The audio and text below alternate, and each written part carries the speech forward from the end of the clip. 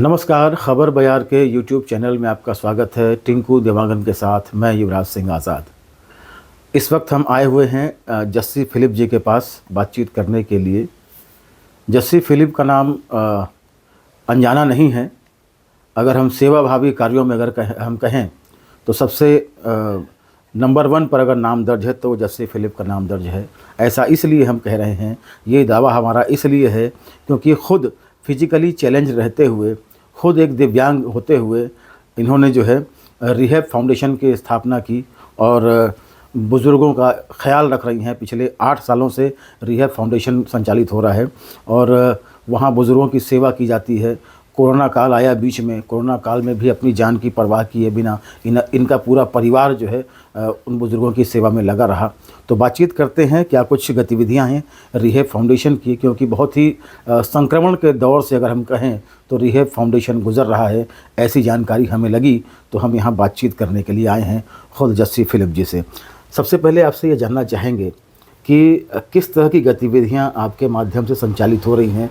Rehab foundation की स्थापना आपने की थी तो जब रिहैब फाउंडेशन की स्थापना किए थे तो पहले हम लोग शुरू में 3-4 साल दिव्यांगों के लिए ही काम कर रहे थे। दिव्यांग बच्चों का रजिस्ट्रेशन कराना, शासन की योजनाओं से लाभ दिलवाना, फिर घरेलू महिलाओं के लिए, बच्चों के लिए काम कर रहे थे। उसके बाद फिर 2017 में जब हम लोग फील्ड में जाते थे तो देखे कि बुज़ुर्गों को बहुत सारी समस्याएं हैं और होम में भी उन लोग को हैंडल करने में भी दिक्कत होता है। घर परिवार में लड़ाई उसकी वजह से ज़्यादा हो रहे हैं। तो फिर हम लोग एक डे केयर सेंटर डाले, क्योंकि उनके साथ में बुज़ुर्गों का जो पैरालिसिस हो गया बीपी शुगर की वजह से, उनके समय पे दवाई नहीं हो पाना, फिर रियल में पैरालिसिस होने के बाद उनको एक थेरापी लगता है जिसमें फिजियोथेरापी, तो उसमें क्या है बहुत ज़्यादा खर्चा होते थे। तो फिर मैं घर में ही एक डे केयर सेंटर खोल ली थी ताकि ये लोग कुछ समय अपने घर से बाहर आएंगे, स्कूल की तरह यहाँ आएंगे, हमारे साथ टाइम एक्सपेंड करेंगे, हम उनका फिजियो करेंगे और उनका खाने पीने का व्यवस्था, नाश्ता का व्यवस्था करके शाम को उनको घर छोड़ देते थे। तो उससे क्या रहा, घर में भी शांति रहती थी और जो हमारे बुज़ुर्ग हैं जो थेरापी का ज़रूरत था उसकी वजह से वो चलने फिरने भी लग गए। तो बहुत अच्छा रिज़ल्ट आया, जिसके बाद काउंसलिंग के दौरान हमको पता चला कि कुछ बुज़ुर्ग जो है घर में जाने पर भी उनको नेगलेक्ट होना पड़ रहा है, उनको होम की ज़रूरत है, वो भटक रहे हैं। तो फिर हमने उनके लिए होम का व्यवस्था किए, फिर अपने ही घर पे हमने उनको रहने का व्यवस्था भी दिए।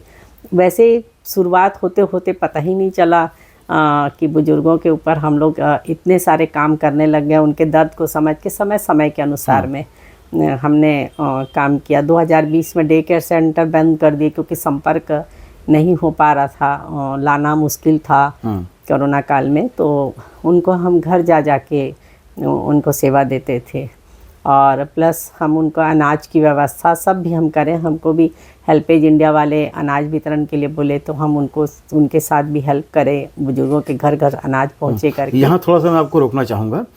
यहाँ आपसे ये जानना चाहेंगे कि जब ऐसे बुज़ुर्गों को जो अपने ही घर में उपेक्षित महसूस कर रहे थे अपने ही बच्चों के द्वारा, तो जब आप अपने घर में लेके आते थे उन बुज़ुर्गों को, तो आपका भी घर परिवार है, तो कहीं वो अव्यवस्था की स्थिति नहीं बनती थी? क्योंकि अपना घर परिवार भी देखना है, फिर हम और दूसरों को ले आए सेवा करने के लिए। ठीक है, आपकी भावना बड़ी अच्छी थी, लेकिन अपनी भी तो जो परिवार है, घर है, वो डिस्टर्ब होता था।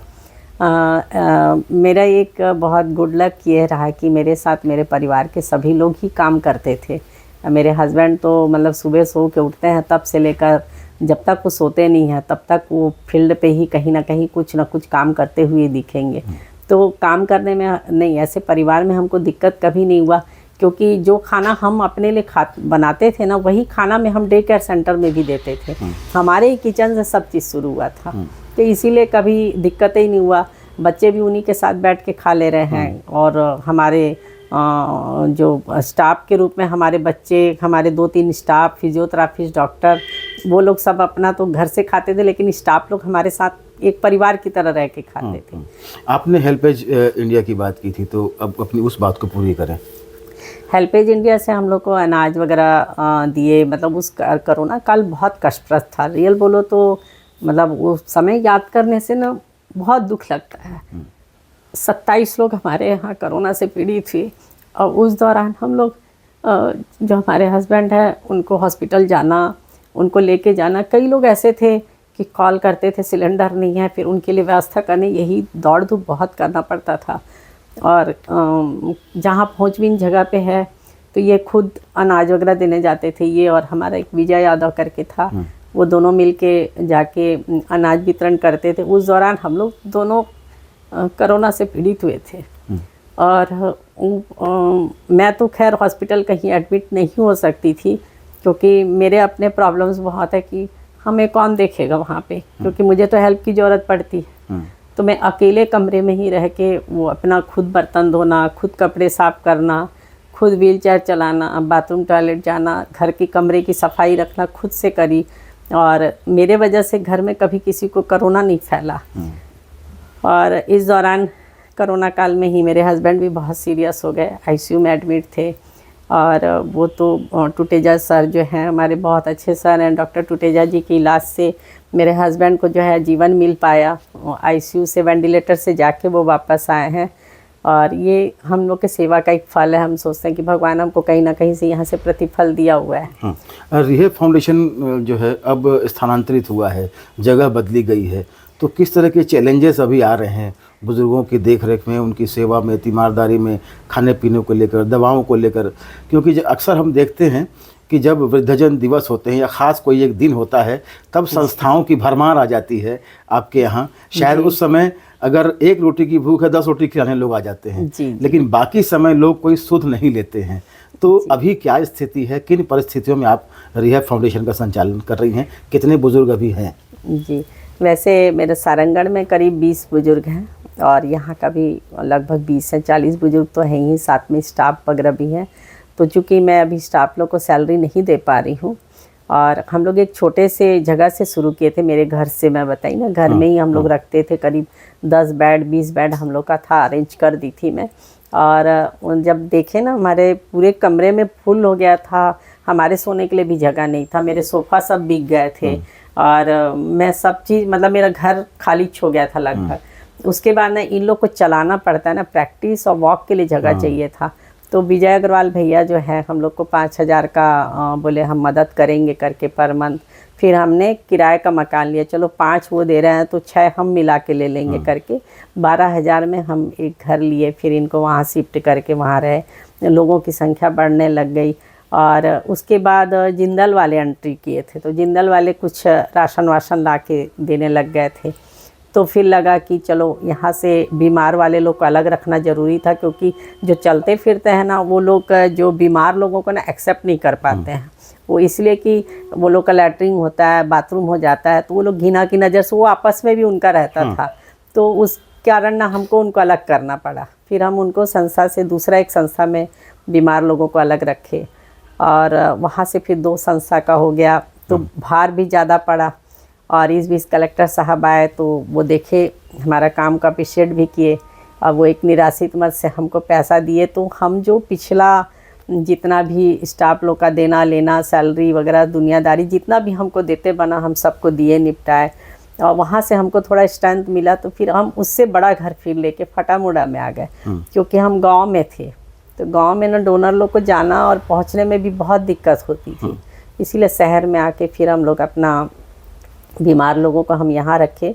और कुछ लोगों को अच्छा घर मिला सारंगढ़ में, तो हम फिर वहाँ पे सारंगढ़ में शिफ्ट करें। जो चलने फिरने वाले वृद्ध वहीं रहते हैं और जो नहीं चल फिर पाते हैं, सीरियस कंडीशन में, दुनिया भर की बीमारी जिसमें आप बोल सकते हैं न्यूरो से संबंधित है, पैरालिसिस है और कैंसर है, हार्ट का है, ये सब वाले हमारे में रहते हैं। HIV वगैरह भी हैं, तो और टीबी भी है, सीवियर कंडीशन के भी टीबी रहते हैं, तो उनको एक अलग अरेंजमेंट, अलग व्यवस्था, अलग सब सेटअप करना पड़ता है। इनकी ये इस तरह की गंभीर बीमारियों के मरीज़ आपके पास रहते हैं, बुजुर्ग रहते हैं, तो इनके स्वास्थ्य की जांच, क्योंकि इनको मेडिकल चेकअप जो है वो नियमित तौर पर बहुत ज़रूरी है। संस्था में तो आप रख लेंगी, लेकिन किस तरीके से कोऑर्डिनेशन बनता है, क्योंकि एक्सपर्ट आकर देखें, डॉक्टर्स देखें, विजिट करें, दवाएँ दें उन्हें, तो यही बहुत ज़रूरी है। जी, मैंने इसके लिए 2 नर्स हैं हमारे यहाँ पे, 2 क्या 3 नर्स हैं और डॉक्टर्स भी समय समय पे विज़िट देते हैं, मतलब जब भी मॉर्निंग और इवनिंग में तो हमारा रहता ही है चेकअप का। आरती मैडम हैं, डॉक्टर आरती पाणिग्राही करके हैं वो, और एक नूतन पाणिग्राही सर हैं, वो बाकायदा अपना समय निकाल के इन लोग को दोनों टाइम चेकअप वगैरह भी कर लेते हैं। अब जब सीरियस होते हैं ना तो हम लोग उनको मेडिकल कॉलेज लेके जाते हैं, वहीं इनका ट्रीटमेंट कराते हैं, अटेंडर रहता है और वहाँ पे अच्छी सेवाएं मिल जाती हैं। अब कुछ पेशेंट ऐसे हैं जिनका कि सिर्फ न्यूरो और हार्ट ही देख सकते हैं, तो उसको हम जिंदल लेके जाते हैं। अभी क्या स्थिति है, किस तरीके से, कितने चैलेंजेस हैं रिहैब फाउंडेशन को आगे चलाने में? बहुत सारी तकलीफ़ें हैं। देखिए, स्टाफ को अगर सैलरी उनका जो कहा गया वो सैलरी नहीं मिलेगा पर्याप्त समय पे, सही समय पे, तो उन सबका तो पेट है, सबके परिवार हैं, सबको देना है, सबकी ज़रूरतें हैं, तो वो नहीं देने पे हमारे कार्य में तो प्रभाव आएगा। तो क्या स्टाफ बदलते रहते हैं। तो डोनर्स आपके पास अप्रोच नहीं करते, डोनर संपर्क नहीं करते? डोनर्स जो देते हैं उतना से तो पर्याप्त नहीं हो पाता है, जो देते हैं बहुत कम पैसा आता है। रेगुलर में बोलेंगे तो हमारे पास 14,000 रुपये पर मंथ एकदम रेगुलर आता है, जो अपन इसको वो नहीं कर पाते हैं। खर्चा कितना है संस्था को संचालित करने में, बुजुर्गों की पर मंथ हमारा रायगढ़ में कम से कम पर मंथ 1 लाख रुपए का खर्चा है, अगर हम सही ढंग से चलाएं तो 1 लाख का हमारा उसमें सैलरी भी निकाल लेंगे, और हम जो बिजली का खर्चा है, मकान का किराया है, स्टाफ की सैलरी है, ये सब हम दे सकते हैं। लेकिन उतना पैसा हमारे पास नहीं आता है। तो अब आप सोचिए कि हमारी जो बेसिक चीज़ें हैं, खाना दे पा रहे हैं हम, और स्वास्थ्य को बहुत अच्छा देख पा रहे हैं, बस हमारा कटौती हो रहा है तो सिर्फ हमारे स्टाफ की सैलरी नहीं जा पाती है, किराया बड़े मुश्किल में पटा पाते हैं, बहुत मुश्किल में, मतलब कंप्लीट नहीं दे पा रहे हैं। तो क्या उम्मीद है लगाया है आपने जो बाकी संस्थाओं से और प्रशासन से? प्रशासन को तो अनुदान देनी चाहिए, लेकिन अभी शायद फाइनेंशियली बजट का कुछ इश्यूज है, और इस कारण से प्रशासन की तरफ से अभी हमको अनुदान नहीं मिल पाया। हो सकता है हमारे किसी डॉक्यूमेंट्स में कमी हो, या कुछ भी बेसिकली कुछ बच गया होगा, तो इस कारण भी डिले हो रहा होगा। और दूसरी बात, लोगों से तो उम्मीद है, लोग तो कर रहे हैं, करके तो 8 साल से हम सर्वाइव कर पाएँ। क्लब वाले भी हमको मदद करते हैं, कभी चावल ला दिए, कभी कोई कुछ ला दिया, कपड़े दे दिए, इस टाइप का तो हेल्प हो जाता है। लेकिन अमाउंट का तो हमको सख्त ज़रूरत है। तो अभी हम लोग ने एक प्लान बनाया है कि हम लोग मंदिरों में जाके बैठेंगे, वहाँ पे लोग तो भिक्षा मांगते हैं, हम लोग दान मांगेंगे और रिक्वेस्ट करेंगे कि कम से कम बिजली का पैसा इकट्ठा हो जाए और उनको दे सकें। जी, वाकई में बहुत चैलेंजिंग काम कर रही हैं आप और आपकी पूरी टीम, और जैसा कि आपका परिवार, आपके पतिदेव जो है इस समर्पण भाव से काम कर रहे हैं, तो मुझे लगता है कि जब आपने एक अच्छी सोच के साथ ये शुरू किया है इस सफ़र को, तो आगे भी बेहतर होगा। थोड़ी बहुत परेशानी अप एंड डाउन आएंगे, लेकिन आपने इससे पहले बहुत सारी चीज़ें झेली हैं, तो मुझे लगता है कि आगे और बेहतर हो सकता है।